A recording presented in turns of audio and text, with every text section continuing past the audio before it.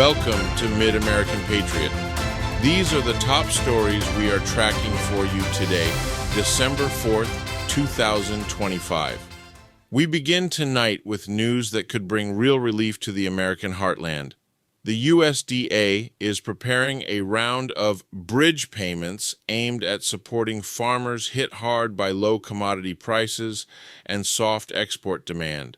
Soybean and corn producers from Michigan to Missouri, ranchers across Nebraska and Oklahoma, all could see assistance as early as next week. For family farms battling high fuel costs, expensive equipment loans, and foreign market pressure, this support may be the difference between holding on and shutting down before spring planting. Meanwhile, all eyes are on the Federal Reserve. Economists now expect a rate cut at the next meeting, a small one, but meaningful for rural America. Lower rates would ease the burden on farmers renewing operating loans, truck drivers financing rigs, and small manufacturers trying to stay afloat. The economy is still tight, inflation remains stubborn, and the markets are uneasy, but any reduction in borrowing costs would bring welcome breathing room to working people across the Midwest. Overseas, tensions in the Middle East are rising again, and that always matters here at home. Israel has issued new evacuation orders in southern Lebanon ahead of targeted strikes on Hezbollah positions. At the same time, the U.S. is quietly helping guide expanded truce talks in hopes of preventing a wider war.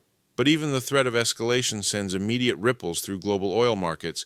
Higher crude prices can quickly turn into higher diesel prices, and folks in the heartland feel that pain first, from truckers hauling grain to farmers running combines and tractors.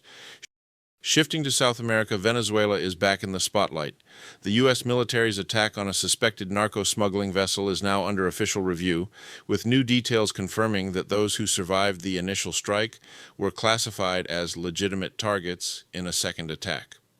Meanwhile, a U.S. return flight carrying Venezuelan migrants landed in Caracas today, signaling a strange mix of confrontation and cooperation. And in a twist no one saw coming, Nicolas Maduro publicly confirmed a respectful phone call with Donald Trump. Whether this signals diplomacy or posturing, it's clear the situation remains volatile. And any instability in Venezuela can influence global oil expectations, keeping American fuel prices unpredictable. And finally, a major development from Eastern Europe. Russia claims to have captured the strategic Ukrainian town of Pokrovsk, a gain that could shift momentum on the battlefield. This isn't just a distant conflict, it directly affects global grain markets. Ukraine is one of America's biggest competitors in corn, wheat, and sunflower exports. Instability there often boosts demand for U.S. crops, but it can also push up the cost of fertilizers, equipment, and fuel.